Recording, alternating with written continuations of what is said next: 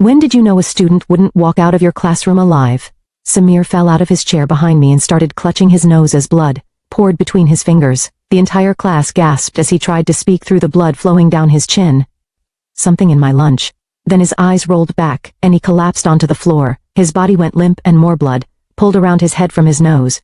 I dropped the marker and rushed to his side and yelled for someone to get help. Before I could check his pulse, a guy named Luca Olsen jumped up from his seat in the back row.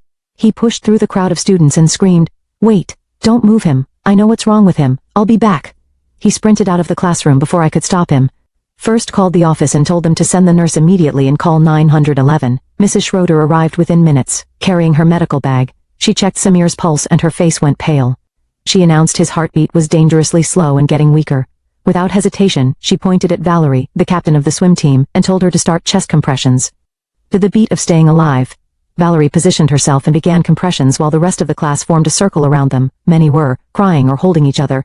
I kept checking the door for paramedics while Mrs. Schroeder monitored Samir's vital signs. After 2 minutes she checked his breathing and shook her head. She tilted his head back and gave him 2 rescue breaths. His chest rose and fell, but he remained unresponsive. Valerie resumed compressions, sweat dripping down her face from the effort. The class watched helplessly as their classmate's lips turned blue, and his skin took on a grayish tone. Mrs. Schroeder pulled out a penlight and lifted Samir's eyelids one at a time. The left pupil contracted normally, but the right remained fixed and dilated. She looked up with a mix of relief and concern, saying he was alive, but barely. She instructed students to elevate his legs to keep blood flowing to his brain. 10 agonizing minutes passed before Luca burst back through the door. He was breathing hard and had garbage stains on his clothes from diving through trash cans. In his hands was a cafeteria tray with a half-eaten sandwich and apple core. Everyone turned to stare as he set it on a nearby desk. "I found his lunch. Look at the sandwich." We gathered around while 2 students continued CPR on Samir.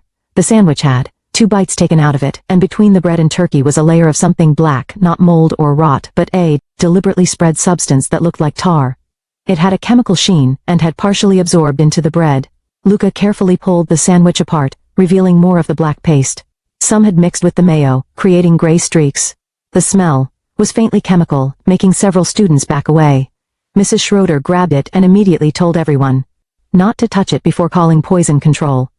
The paramedics finally arrived as she was describing the substance. They took over CPR and started in 4 while one bagged the sandwich as evidence. I heard them radio about a possible poisoning case and mentioned preparing decontamination procedures. The whole class watched as they wheeled Samir out on a stretcher. Police arrived shortly after and sealed off Samir's desk. They interviewed students who'd been sitting nearby and took the rest of the lunch tray as evidence. Luca explained, finding it in the cafeteria dumpster after remembering Samir had thrown it away after only a few bites. As the officers questioned us, I noticed them paying special attention to who had access to Samir's lunch. They asked about his friends, enemies, and daily routine. The cafeteria would be shut down pending investigation, and all food service areas would be searched. This wasn't food poisoning or an allergic reaction. Detective Giles pulled me aside and showed me a text they'd found on Samir's phone from an unknown number sent that morning. "Enjoy your lunch today. Consider it payback for what you did to my sister." The detective explained they'd traced the number to a burner phone purchased with cash, but security footage from the store showed a young man in a hoodie who looked familiar. As she showed me the grainy image, I realized with growing horror that I recognized the build and posture. "Mrs. Branson," the detective said quietly, "we need to talk about Luca Olsen. He found that sandwich awfully fast, didn't he?" I looked at the detective and felt my stomach twist into a knot, because I'd been thinking the exact same thing. "I need to look at that footage again more carefully," I told her while rubbing my temples. She nodded and made a note on her pad before the principal's voice came over the intercom calling all faculty to the conference room immediately. I rushed down the hallway with other teachers and found Ronald Weber standing at the front of the room with his arms crossed. The principal stood beside him looking pale and kept checking his phone every few seconds. "Listen carefully," the principal said once everyone sat down. "Nobody talks to the media about what happened today." Ronald Weber stepped forward and pointed at each of us in turn. "The school could face massive lawsuits if anyone says the wrong thing." To reporters, he explained that all questions should go through his office and reminded us 3 times about liability issues. After the meeting ended, I caught Detective Giles in the hallway and pulled her aside near the water fountain. "That person in the hoodie buying the phone," I said quietly. "They had the specific slouch and head tilt I've seen before." She pulled out her notebook and asked me to write down everyone I could think of who moved that way. I started making a list, but kept getting distracted by the image of that grainy security footage. That evening at home, I sat at my kitchen table staring at my laptop while my dinner got cold. My mind kept replaying the morning over and over like a broken record. Samir had thrown his lunch away so fast, way faster than normal. He usually sat there eating slowly while reading his chemistry textbook, but today he'd taken 2 bites and tossed the whole tray. My email notification kept pinging, and I opened my inbox to find dozens of messages from parents. Some were angry and demanding answers about school safety, while others were scared for their kids. A few mentioned hearing rumors about some girl at another school that Samir had supposedly hurt last year. One parent said her daughter was too scared to come to the school tomorrow. Another threatened to pull their kid out completely if we didn't have better security. My phone rang and Ronald Weber's name appeared on the screen. "You need to write a statement for the district lawyers by tomorrow morning," he said without even saying hello. He reminded me to stick to facts only and avoid any speculation about who might be responsible. "Just the facts," he repeated. "Nothing about suspects or theories." He said it 3 more times before hanging up. I spent hours typing and deleting sentences, trying to describe what happened without saying too much. The next morning, I got to the school early and saw orange health department notices taped all over the cafeteria doors. Pia Melendez stood there arguing with 2 inspectors in white coats who kept shaking their heads. My kitchen staff had nothing to do with this. She kept saying while waving her hands, "The inspectors just wrote things on their clipboards and took photos of everything." I walked past them to my classroom and stopped in the doorway when I saw the yellow police tape around Samir's desk.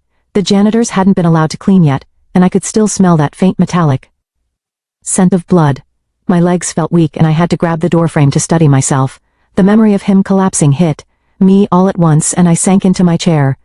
Everything looked the same but felt completely different. The desks were still arranged in rows and my whiteboard still had yesterday's lesson half written, but that empty desk with the tape made the whole room feel wrong. Pia found me there an hour later and knocked softly on the doorframe. "Can we talk?" she asked and came in without waiting for an answer. She explained that once students get their lunch trays and leave the serving line, nobody monitors them. They could go anywhere in the building, she said while pacing back and forth. "Someone could have easily switched that sandwich between the cafeteria and your classroom." She showed me the layout of the building on her phone and pointed out all the blind spots. The hallway by the gym, the stairwell near the library, even the cove by the water fountains. Any of those places would work for someone wanting to swap food without being seen. By lunchtime, word had spread through the whole school that Luca was questioned again by police. I saw students stepping aside when he walked down the hall and heard whispers following him everywhere. He knew exactly where to look. One girl said to her friend by the lockers, "Nobody finds evidence that fast unless they put it there." Another student muttered. Luca kept his head down and walked faster, his shoulders hunched up around his ears. Some kids actually turned and went the other way when they saw him coming. The rumors were spreading faster than the truth, and I could see him breaking under the weight of everyone's suspicion. Even teachers were looking at him differently now, their eyes following him with doubt. Detective Giles found me after school and pulled out her phone to show me another photo from the store's security camera. This one was clearer and taken from outside when the person was leaving.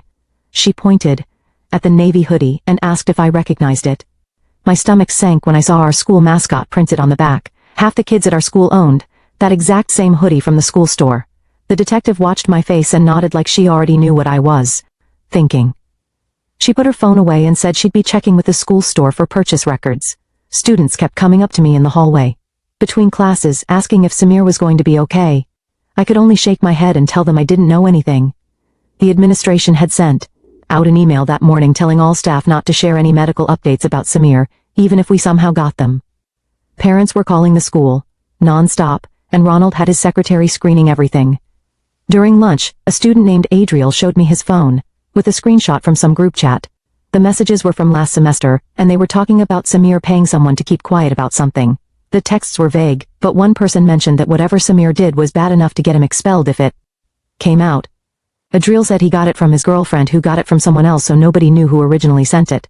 I took a photo of his screen before he walked away. Ronald Weber called me to his office right after 6th period and closed the door behind me. He sat behind his desk and folded his hands while telling me the school's reputation was at stake. He kept repeating that containing the situation had to be our top priority. Then he leaned forward and asked if I'd noticed any teachers or staff members acting strangely lately. First told him everyone was acting strange because a student almost died in my classroom. He didn't like that answer and reminded me that my contract was up for renewal next year. I left his office feeling sick. On my way to the parking lot, I ran into Luca by the gym doors. He looked exhausted with dark circles under his eyes, and his shoulders slumped. He stopped when he saw me, and said he hadn't slept since yesterday. He explained again that he only ran for the lunch tray because he saw Samir's reaction and remembered seeing him throw something away during lunch. He said people were calling him a killer online, and his parents were thinking about pulling him out of school. I wanted to say something helpful but couldn't think of anything that wouldn't sound empty. When I got home, I found an email from Pia with a staff memo attached. The memo showed that the cafeteria's back door had been propped open during lunch for a delivery that was running late. She'd highlighted the part that said the door was unsupervised for almost 40 minutes. That meant someone from outside could have walked in without going through the main entrance or being seen by the security cameras. She'd added a note at the bottom asking me to call her when I could. During my free period the next day, I stayed in my empty classroom and spread out the seating chart on my desk. I started marking where everyone sat and realized there were several blind spots where someone could have messed with Samir's stuff. The trash can was positioned right next to his row, and if someone crouched down there, they'd be hidden from most of the class. His backpack would have been on the floor right there, too. The more I looked at it, the more places I found where someone could have switched his sandwich without being noticed. My phone rang that afternoon, and Detective Giles's number showed up. She told me Samir was still in the ICU but stable for now. The doctors were monitoring his heart and running more tests. She said his family didn't want any visitors and had asked for complete privacy during this time. She also mentioned that the lab results were coming in soon, and she'd update me when she knew more. 2 days later, she called again with the lab report. The black substance contained petroleum-based compounds, mixed with crushed prescription medications.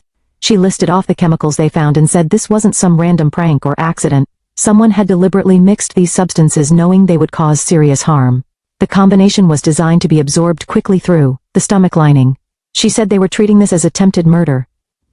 Now I met with Pia in her office behind the cafeteria that Friday. She had a clipboard with lists of names and was going through them one by one. She showed me everyone who had access to cleaning supplies and solvents near the food service areas. The list included maintenance staff, delivery drivers, and about a dozen student workers who helped during lunch. Requested Reads is on Spotify now. Check out link in the description or comments. She'd already given copies to the police but wanted me to look in case any names stood out. One section showed temporary workers and delivery people who weren't regular employees. She said those were the hardest to track because they came and went without much oversight. After looking through the list for 20 minutes, the counselor knocked on Pia's door and asked to speak with me privately. We walked to her small office down the hall where she closed the door and pulled out a thick folder from her locked cabinet.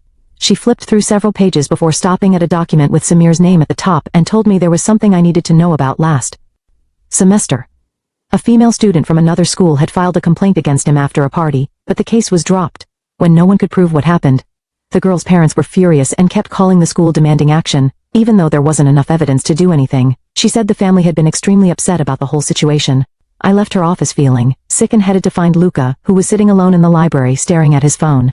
When I sat down across from him, he looked up with red eyes and immediately started talking about the security footage Detective Giles had shown him. He admitted he owned the exact same navy hoodie that the person was wearing in the store video, but then he pulled out his phone and showed me photos from his mom's Instagram that morning with timestamps proving he was at a doctor's appointment across town when the burner phone was purchased. The relief on his face when I told him I believed him was obvious. My phone buzzed with a district email marked urgent, and I opened it to find a message from the superintendent's office saying all media requests had to go through Ronald Weber immediately. They were trying to control the story, but I could already see students posting about it everywhere on social media, and the rumors were spreading faster than anyone could manage. That night around 11, I was grading papers when a direct message popped up on my laptop from a student whose username I didn't recognize. They said they'd seen someone in a courier uniform hanging around the cafeteria's back door that morning before school started, and the person had been looking for something specific near the dumpsters. The message disappeared after I read it, and I couldn't find any trace of who sent it. Early the next morning, Detective Giles called while I was making coffee and told me the lab had found traces of shoe polish solvent mixed with beta blockers and antihistamines in the black substance. She explained this exact combination would cause the symptoms Samir showed, including the slow heartbeat and breathing problems. The shoe polish would have masked the taste of the medications while making the whole thing absorb faster through his stomach. I grabbed a notepad and started making a list of everyone who knew Samir's lunch routine well enough to plan this. He always brought turkey sandwiches on Bikedu days, which meant only people familiar with his daily habits would know exactly when to strike. The pattern was so specific that it narrowed down the suspects to people who saw him regularly. I remembered Pia mentioning something about the door lock and went back to check her files where I found a work order from last week. The cafeteria's back door lock had been broken for 7 days, but the repairs kept getting delayed because of budget issues. Pia had complained 3 times about the security risk, but no one listened until now. She was frustrated that her concerns weren't taken seriously when she'd been warning them about this exact problem. 2 days later, Beckett Rhea stayed after class and waited until everyone else left before approaching my desk. He whispered that he needed to tell me something important, but was scared of getting involved. He'd seen someone swap a sandwich at the end of lunch period near the trash cans by the exit. The person had been wearing dark clothes and moved quickly, but Beckett noticed them take something from a bag and switch it with another sandwich on a tray. He was terrified of what might happen if anyone found out he was talking, but felt too guilty to stay quiet any longer. When I asked him to describe anything else he remembered, Beckett pulled out a piece of paper where he'd drawn a sketch. The person had been wearing a distinctive college championship ring on their right hand with a logo that looked familiar, but I couldn't place where I'd seen it before. The ring had a large stone in the center with text around it and what looked like a mascot design on the side. He said the person's hand had been shaking slightly when they made the switch. I took the sketch to Pia, who had been going through delivery logs all morning, and she showed me something strange in the records. There was an unscheduled drop-off around lunchtime from a driver who wasn't on the regular route for that day. The signature on the form was just a messy scribble and the package description section was completely blank, which never happened with legitimate deliveries. The timestamp showed it happened right before lunch started, which would have given someone perfect access to the cafeteria area. Pia said she'd never seen this driver before, and none of the regular staff recognized the name on the log. The whole thing felt wrong, and we both knew this wasn't just some random delivery mix-up, but part of something planned. Ronald Weber was waiting for me outside my classroom the next morning with his arms crossed and that look he gets when he's about to lecture someone. He pulled me into an empty conference room and shut the door hard enough that the blinds rattled against the window. He started pacing back and forth while telling me the district was getting nervous about liability issues with me asking so many questions. His face got redder as he talked about how I needed to let the police handle their job and stop playing detective before I created legal problems for everyone. He slammed his hand on the table and said if I kept investigating on my own, he'd have no choice but to put me on administrative leave immediately. I nodded and left, but went straight to my computer where an email from the cafeteria vendor was waiting in my inbox about their delivery schedules.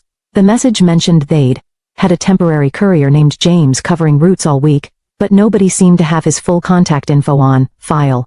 The vendor said James had been hired through a temp agency, and they were still trying to track down his background check paperwork from their files. I printed the email and walked down the hall to find Luca sitting alone in the library with his head in his hands, looking exhausted. When I asked him where he'd been during lunch period yesterday, he pulled out his phone and showed me messages from the robotics club advisor. The timestamps proved he'd been helping set up equipment in the lab during the exact time someone would have switched the sandwiches in the cafeteria. He scrolled through photos showing him carrying circuit boards and soldering irons with other club members visible in the background working on their projects. Relief washed over his face when I told him this was good proof, but then his shoulders slumped again as he talked about the looks he was getting. My phone buzzed with a call from the hospital saying they had an update on Samir's condition that the family wanted shared with the school. The nurse explained that Samir had briefly needed a ventilator when his breathing got too shallow, but was now breathing on his own again. They were still running tests to identify all the substances in his system and figure out if there would be any long-term effects from the poisoning. She said his heart rate was stable now, but they'd be monitoring him closely for at least another week before considering discharge to home care. I found Pia by the loading dock after school where delivery trucks were pulling in with tomorrow's food shipments for the cafeteria. She looked guilty as she admitted she sometimes props the back door open herself when deliveries run late and she needs quick access. The delivery schedule was so tight that following all the security protocols would mean food wouldn't be ready in time for lunch service. She showed me the clipboard with delivery times and I could see there was barely 5 minutes between trucks arriving and needing to be unloaded. Her hands shook as she explained how she'd been doing this for months without thinking it could be a security risk until now. An official notice from the district's legal team was waiting in my mailbox when I got back to my classroom that afternoon. The letter stated that Samir's family was considering civil action against the school for failing to provide adequate security and supervision. Everyone was instructed to preserve all documents and communications related to the incident, including emails, notes, and any informal conversations about the poisoning. The lawyers wanted everything documented in case depositions were needed, and warned us not to delete anything that might be considered evidence later.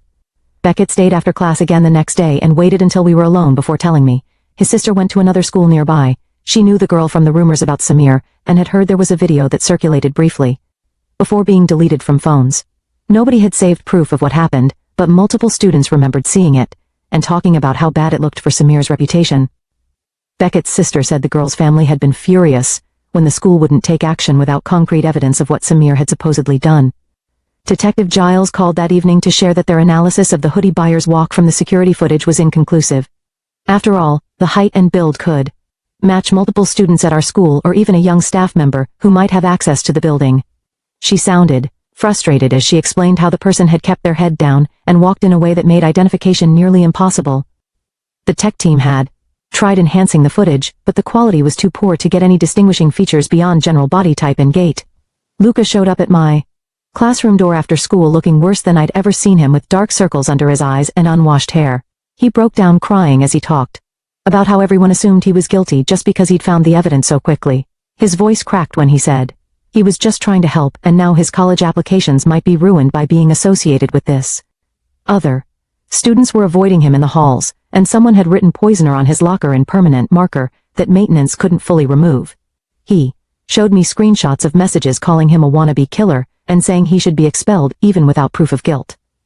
The lab finally sent their full report confirming the presence of propranolol at dangerous levels mixed into the black substance on the sandwich.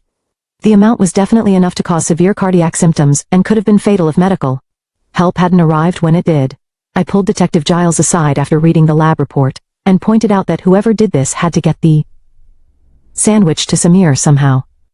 She nodded and said they were already pulling traffic cam footage from all the delivery trucks that came near the school that morning. The tech team was going through hours of video looking for any courier vans or trucks that stopped near our building between 7 and noon. She showed me printouts of vehicle plates they'd captured so far and asked if any looked familiar from my morning arrival. I recognized a few regular delivery companies, but nothing stood out as unusual.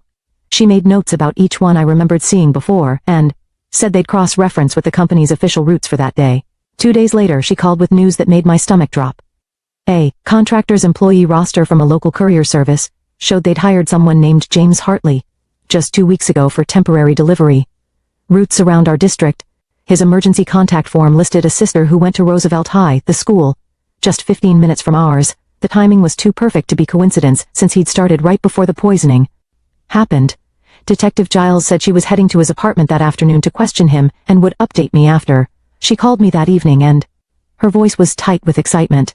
Hartley had answered the door wearing a college championship ring that matched exactly what Beckett had described down to the logo and year engraved on it. When she asked about his deliveries to our school, he claimed he only made drops to the loading dock and never went inside the building itself. He said he left packages with whoever was working the dock that day and got signatures on his electronic pad before leaving.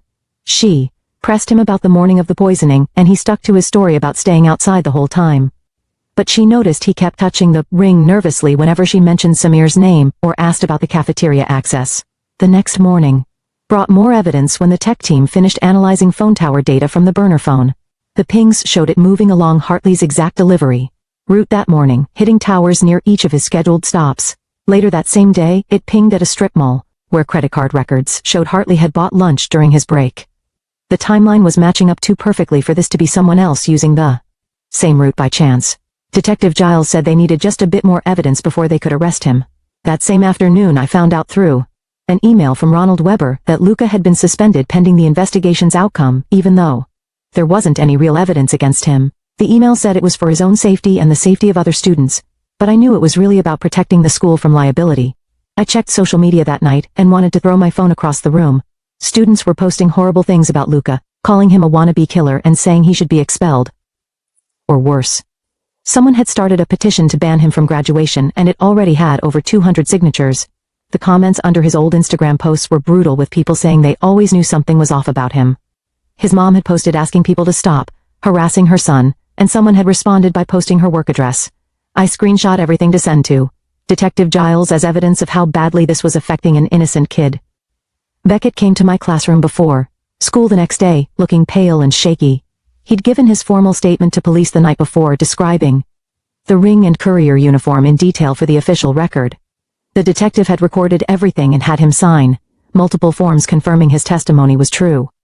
He told me the school counselor had put him in some kind of safety plan because he was scared someone might come after him for speaking up. They changed his schedule so he could leave through different exits and avoid the main hallways between classes. His parents were thinking about pulling him out for the rest of the year if things got worse. That afternoon, Pia found me in the teacher's lounge and mentioned something that made everything click. She remembered a delivery guy matching Hartley's description, had asked her for directions to the service entrance 2 days before Samir got poisoned.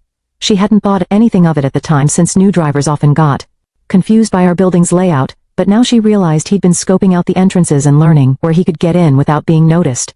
She'd already called Detective Giles to add this to her statement. The arrest happened that evening when police searched Hartley's car with a warrant. They found a container of shoe polish in his trunk, along with a prescription bottle of propranolol that had someone else's name scratched off the label. The tech team pulled data from the burner phone they'd recovered, and the text messages matched word for word with the threat Samir had received that morning. There were other texts too, angry rants about his sister and how the school had failed her. Detective Giles called to tell me they had enough for attempted murder charges. The next morning, I stormed into Ronald Weber's office without knocking and told him Luca's suspension needed to be lifted immediately. I showed him the arrest report and said if he didn't clear Luca's name right now, I'd go to the school board myself and tell them how he'd suspended an innocent student to cover the school's ass. He tried to argue about procedures and investigations, but I cut him off and said the evidence was clear that Hartley did it, not Luca. I threatened to call the local news and tell them about a student being punished without any evidence while the real criminal was already in custody. Weber's face went red, but he picked up his phone and called someone about reversing the suspension immediately. Later that day, Detective Giles called with the final piece of the puzzle. Hartley had confessed during interrogation that his sister was the girl who'd filed the complaint against Samir last year at Roosevelt High. When the school didn't do anything because there wasn't enough evidence, he decided to take matters into his own hands to make Samir understand what real fear felt like. He'd been planning it for weeks, getting the job at the courier company specifically to access our school, and studying Samir's routine until he knew exactly when and where to make the switch. The hospital called the next morning with an update that made my stomach drop. Samir was finally off the ventilator, but the doctor said he'd need weeks of cardiac monitoring and might have cognitive effects from the oxygen deprivation during those critical minutes. His mom sent another email, saying his recovery would be long and complicated with physical therapy and regular brain scans to check for damage. I spent my lunch period looking for Luca and found him sitting alone in the library corner where nobody else ever went. His backpack had new graffiti on it, and someone had scratched something nasty into his locker that morning. I sat down across from him and apologized for doubting him, even if I never said it out loud. He looked up from his book and said he knew people would always wonder if he was somehow involved, no matter what the evidence showed. His college acceptance letters were sitting on the table, and I noticed he'd crossed out 3 schools already. Weber called me to his office that afternoon and told me he was lifting Luca's suspension but wouldn't make any public statement about clearing his name. What is my girlfriend's name? He kept name? tapping his pen on his desk while explaining that formally accusing him, then retracting. It could open the school to defamation lawsuits.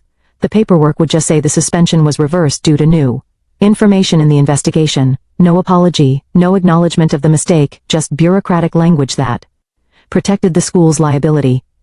Pia caught me in the hallway later and showed me the new protocols she'd already started implementing. Every delivery driver would now have to check in at the main office and wear a bright orange visitor badge that couldn't be hidden. She'd also installed new locks on all the service doors that couldn't be propped open anymore. The maintenance guys were complaining about having to use their key cards every single time. But she didn't care. She walked me around to show where she'd put chains on the dumpster lids too, so nobody could dig through them looking for evidence or planting something.